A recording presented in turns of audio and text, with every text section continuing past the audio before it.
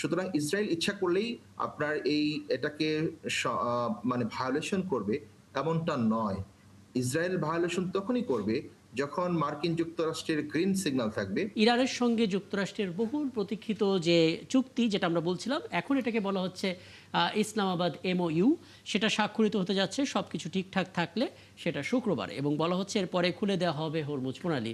কিন্তু মুশকিল হচ্ছে এই বক্তব্যটা দিয়েছেন ডোনাল্ড ট্রাম্প, যার বক্তব্য আসলে বিশ্বাস করতেও আসলে আলাদা রকমের শক্তি লাগে। আমি এখানে অধ্যাপক আনিসুর রহমান, আপনার একটা মন্তব্য জানতে চাই। ইরানের সাথে যুক্তরাষ্ট্রের চুক্তি হোক বা না হোক, মুশকিলটা তো আসলে এ দুটো দেশ না, তৃতীয় একটা দেশ ইসরায়েল। যতবার আসলে কথা বলতে গিয়েছে, যতবার আসলে টেবিলে এসেছে, একটা স্বাক্ষর বাকি ছিল, ততবারই আসলে হয় ইয়েমেন না হয় লেবানন কোথাও একটা হামলা হয়েছে এবং পরবর্তীতে গিয়ে সেই চুক্তিটা ভেস্তে গেছে। ইসরায়েল তো আগেই জানিয়েছে তারা ইরান যুক্তরাষ্ট্রের চুক্তির মধ্যে নেই। তাহলে কিভাবে চুক্তির 1, 2, 3 যে 3টা ধারার কথা বলা হচ্ছে, লেবানন সহ অন্যান্য জায়গায় হামলাগুলোকে বন্ধ করতে হবে, সম্ভব আদৌ? মানে আপনি আশাবাদী? দেখুন, ইসরায়েল আসলে কোনো রাষ্ট্র না। এটা হচ্ছে ওয়েস্টার্ন কান্ট্রিগুলোর একটা এজেন্ট একটা রাষ্ট্র, এবং মার্কিন যুক্তরাষ্ট্রের একটা এজেন্ট কান্ট্রি এটা। এবং যদি মার্কিন যুক্তরাষ্ট্র এবং ইউরোপিয়ান পাওয়ারগুলোর ওয়েপন না থাকে ইসরায়েলে, এবং অর্থ যদি এখানে ফান্ডিং না থাকে, ইসরায়েল রাষ্ট্র বেশিদিন টিকবে না। This is the fact. এখন হলো যে এখানে যুদ্ধটা হয়েছে বেসিক্যালি একটা দুটো গ্রেট পাওয়ারের মধ্যে। একটা পাওয়ার তো আমেরিকা আছে, আরেকটা পাওয়ার ইরানের পিছনে একটা পাওয়ার ছিল চায়না। জি। এখানে যুদ্ধটার মধ্যে এমার্জিং একটা রিজিওনাল পাওয়ার হিসেবে ইরান দাঁড়িয়েছে, এবং ইরানের সাথে যুদ্ধটা অ্যাপারেন্টলি মার্কিন যুক্তরাষ্ট্রের এই যুদ্ধের মধ্যে বিজয় হয়নি। মার্কিন যুক্তরাষ্ট্র অনেকদিন পরে আপনার হলো যে যুদ্ধে প্রায় হেরে যাওয়ার মতো অবস্থায় একটা নেগোসিয়েশন ট্রিটির মধ্যে মার্কিন যুক্তরাষ্ট্র আসছে। জি। এবং এটা মার্কিন যুক্তরাষ্ট্রের সুপার পাওয়ারের টাকে আপনার লেজিটিমাইজ করার জন্য এই ধরনের একটা চুক্তি মার্কিন যুক্তরাষ্ট্র করছে। তার তার মানে হলো যে ইরান এখানে কিন্তু যুদ্ধে হারে নাই, এবং ইরানের অনেক সাকসেস এই যুদ্ধের মধ্যে আছে।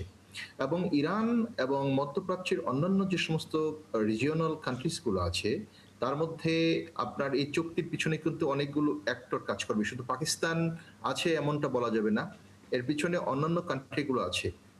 এর পিছনে চায়না আছে, আপনার ইউরোপীয় ইউনিয়নের শক্তিধর 4টি রাষ্ট্র আছে, টার্কি আছে, এবং মধ্যপ্রাচ্যের সবচেয়ে গুড দুটো কান্ট্রি হলো আপনার টার্কি এবং হলো যে ইরান। জি। এবং ইরান ইতিমধ্যে জানান দিয়েছে বিশ্ববাসীকে যে তাদের they have some capacities to deal with the US aggression or Israel aggression.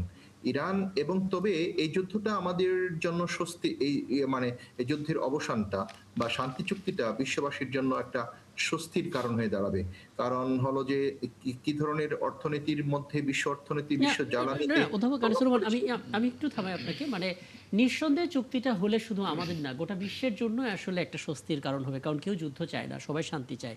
কিন্তু সমস্যাটা হচ্ছে ইসরায়েল যখন বলে দেয় যে তারা আসলে এই চুক্তির মধ্যে নেই, এবং মূল ঘটনাটা তারাই ঘটাচ্ছে, তারা ইয়েমেনকে কিংবা তারা লেবাননকে উত্তপ্ত করছে, এবং সবচেয়ে বড় কথা এখানে একটা ক্লজ ছিল, একটা ধারা ছিল চুক্তির মধ্যে, যে শহীদ জেনারেল কাসেম সুলাইমানির পরিকল্পিত যে আল কুদস ফোর্স, যেখানে ইরাকি এবং Syrian militia, Hamas, Hezbollah, Houthi আছে, যাদেরকে ইরান পরিপূর্ণ সমর্থন করছে, তাদের ব্যাপারটাও আসলে মেনে নিতে হবে। হয়তো যুক্তরাষ্ট্র সেটা মেনে নিল, এটা নিয়ে তারা কোনো উচ্চবাচ্য করলো না। ইসরায়েল কি সেটা মানবে? যদি সেটা না মানে, তাহলে যা ঘটছে সেটাই তো ঘটবে আর কি।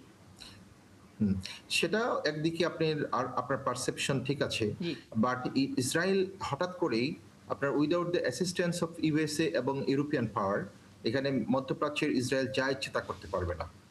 এবং ইসরায়েল এই আফটার দ্য এস্টাবলিশমেন্ট 4টি আরব ইসরায়েল যুদ্ধের পরে এই প্রথম ইসরায়েলের ম্যাটেরিয়ালিস্ট সোসাইটি আপনার অ্যাটাকের শিকার হয়েছে, এবং ডিস্ট্রাকশন হয়েছে, ইসরায়েলের অনেক বেশি পরিমাণ ডিস্ট্রাকশন হয়েছে। তাদের যে গর্বিত আয়রন ডোম ছিল সেটা কিন্তু তছনছ হয়েছে। সুতরাং ইসরায়েল ইচ্ছা করলেই আপনার এটাকে মানে ভায়োলেশন করবে এমনটা নয়। ইসরায়েল ভায়োলেশন তখনই করবে যখন মার্কিন যুক্তরাষ্ট্রের গ্রিন সিগন্যাল থাকবে। একটা সমঝোতা, একদম। এমইউ কিন্তু লিগ্যালি বাইন্ডিং সবসময় হয় না। হুম, হুম। সেই কারণে আমার কাছে মনে হয় যে এটা খুবই প্রাথমিক একটা স্টেপ, এবং এরপর আলাপ আলোচনা অব্যাহত থাকবে, এবং ওই এমওইউতে যে সমস্ত বিষয়গুলো অন্তর্ভুক্ত থাকবে জি। সেইগুলো নিয়ে পরবর্তীতে যুক্তরাষ্ট্র, ইরান এবং অন্যান্য দেশের আলাপ আলোচনা অব্যাহত থাকবে। অব্যাহত থাকার কোনো পর্যায়ে যদি দেখা যায় যে আপনার আলোচনার কোনো অগ্রগতি হচ্ছে না, অথবা যুক্তরাষ্ট্র এখান থেকে বের হতে পারছে না, তখন এই যুদ্ধের পরিস্থিতি কিন্তু আবারও ফেরত আসতে পারে। আবারও এবং এই ফেরত আসার একদম। জন্য সবচাইতে সহজ অস্ত্র হলো ইসরায়েলকে ব্যবহার করা।